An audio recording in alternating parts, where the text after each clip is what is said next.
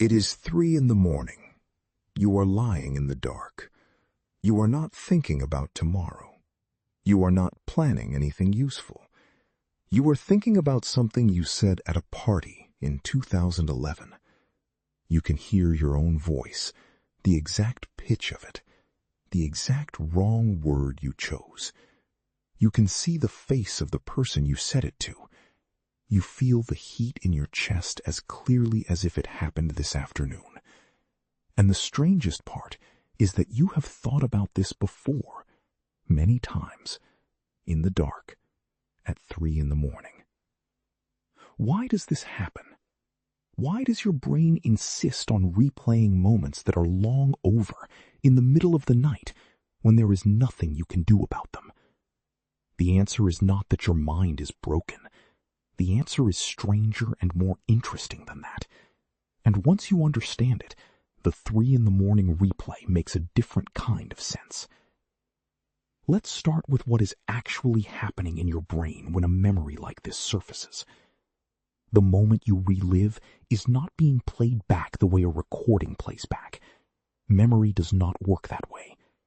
Every time you recall something, you are not accessing a stored file.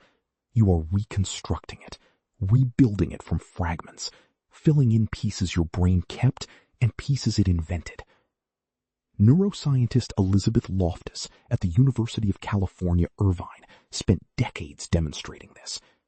Her research showed that memories are malleable, that they shift and distort each time we access them, that they are far more like a story your brain tells than a photograph your brain stores. The event happened once. The memory of it is rebuilt every time you think about it. But that still does not explain why your brain chooses to rebuild that particular memory at that particular hour over and over again. The answer begins with a concept called the default mode network. When your brain is not focused on an external task, when you are not reading, driving, or solving a problem, it does not go quiet. It switches to a different mode of activity, a resting state that turns out to be anything but restful. The default mode network is a constellation of brain regions that becomes highly active when you are not focused outward. It handles self-referential thinking. It processes social information. It runs simulations about the past and the future. And it has a strong preference for unfinished business. Psychologist Bluma Zeigarnik documented this preference in the 1920s in research that produced what is now called the Zeigarnik effect. She found that people remember interrupted or uncompleted tasks far better than tasks they finished. Waiters could recall in detail every item for tables whose orders had not yet been fulfilled, but once the food was delivered and the task completed, the details faded quickly. The brain, it seems, holds open files on things that are unresolved. Completed items get archived. Unresolved items stay active, sitting in working memory, pinging for attention. The embarrassing moment from 2011 is an open file. Here is why. When something embarrassing happens, your brain does not simply record it and move on. It registers a threat. Not a physical threat, but a social one. And your brain does not treat these two categories very differently. For most of human history, social exclusion was not merely unpleasant. It was genuinely dangerous. A human being alone, cut off from their group, had dramatically reduced odds of surviving a difficult season, a predator encounter, or a period of scarcity. The brain evolved to treat social threats with the same seriousness it treats physical ones, because in the environment where your brain was shaped, they were the same thing. Researcher Naomi Eisenberger at the University of California, Los Angeles, used brain imaging to look at what happens when people experience social rejection. What she found was striking. The same regions that process physical pain, including the dorsal anterior cingulate cortex, become active during social pain. Being embarrassed, rejected, or humiliated activates the brain's threat system in a way that is neurologically similar to being hurt. Your brain is not being dramatic when it treats that awkward moment as a problem worth solving. It is responding to something its ancient architecture classifies as a genuine danger. And when your threat system identifies a danger, it does not let go of it until the danger is resolved. That is the key. The embarrassing moment is not resolved. You cannot go back and say the right thing. You cannot undo the moment. You cannot verify that the other person forgot it or forgave it or never thought about it at all. The file stays open. The brain keeps returning to it, not to torture you, but to do what it has always done with unresolved threats. Analyze it, look for a way out, search for a solution, prepare for future situations where something similar might happen again. This is what psychologist Martin Conway at City University of London and others studying autobiographical memory have described as the self-memory system. Your brain maintains a running model of who you are, how others perceive you, and how your behavior aligns with your goals and values. Memories that threaten this model get flagged. They are kept accessible because the brain's working assumption is that a threat you can remember is a threat you can eventually address. The problem is that social threats from the past often cannot be addressed. The conversation is over, the moment is gone.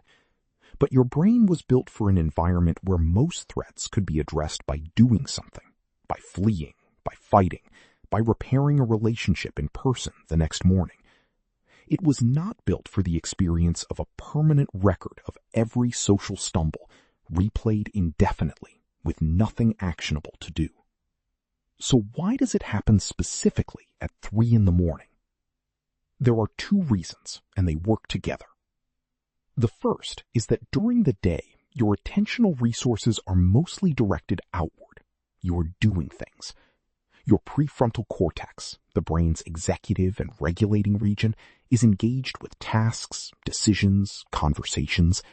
It is managing your attention, and crucially, it is also suppressing material that is not immediately relevant to what you are doing. The intrusive memory tries to surface, and the busy brain pushes it back down without you fully noticing. At 3 a.m, the outward demands are gone. The executive brain is quieter. The default mode network, with its preference for self-referential and socially loaded material, takes over. The memory that was being suppressed during the day finds its moment. The quiet of the night, which might seem like the ideal condition for rest, is actually the ideal condition for the brain's unfinished social processing to run. The second reason is that sleep itself plays a role in emotional memory consolidation that is more complex than it first appears. Research by Matthew Walker at the University of California, Berkeley, has shown that REM sleep, the dreaming stage, is involved in processing emotional memories. During REM, the brain reactivates emotional experiences, but does so while stress neurochemicals, like noradrenaline, are suppressed, which under normal circumstances helps strip some of the emotional charge from difficult memories over time. But when sleep is disturbed or cut short, this processing is interrupted. The memory gets activated without completing the cycle that would soften it. You wake at 3 with the memory active and its emotional charge intact. In other words, the 3 a.m. replay is not a malfunction. It is the brain doing what it does, running its social threat analysis on the material it has flagged as unresolved, at exactly the hour when nothing is competing for your attention and the emotional processing cycle has been interrupted. Knowing why it happens does not automatically stop it, but understanding the mechanism changes what you can do about it. The first useful fact is this. The replay is not a sign that the original event was as significant as it feels at 3 a.m. The brain is not showing you what mattered. It is showing you what it classified as unresolved. Those are not the same thing. The person who witnessed your awkward moment in 2011 almost certainly did not classify it the same way your brain did. Research on what is sometimes called the spotlight effect, studied extensively by psychologist Thomas Gilovich at Cornell University, has repeatedly found that people dramatically overestimate how much attention others pay to their mistakes and embarrassing moments. Other people are largely focused on themselves. The spotlight you feel burning on you is almost entirely in your own head. The second useful fact is that the replay loop is fed by avoidance. When the memory surfaces and you try to push it away, to think about anything else, to suppress it, you are actually strengthening the loop. Suppression requires you to keep the suppressed thought active enough to monitor for it, which keeps it present. Researcher Daniel Wegner at Harvard demonstrated this in what became known as the white bear experiments. When people were told not to think about a white bear, they thought about it constantly. When they were told they could think about it freely, it faded on its own. The attempt to stop thinking about the embarrassing moment is part of what keeps it going. What works better is something counterintuitive. Allow the memory without judgment. Notice it surfacing. Name what it is. This was a moment my brain classified as a social threat. Let it sit there without trying to resolve it or push it away. The emotional processing your brain is trying to do is more likely to complete when you stop interfering with it. The third useful fact is that the 3 a.m. replay is most persistent when the underlying self-assessment it reflects remains unexamined. Your brain keeps the file open because on some level it is asking a question that has not been answered. Usually not, was that embarrassing, but something deeper.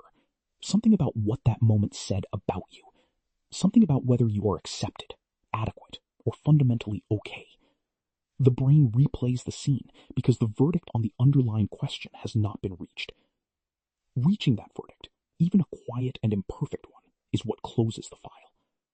Not because you have proved anything, not because you have resolved the past, but because the question your brain is really asking, which is not about the awkward comment at the party, but about your place in the world and whether you are safe in it, has been allowed to surface, considered, and answered as honestly as you can manage.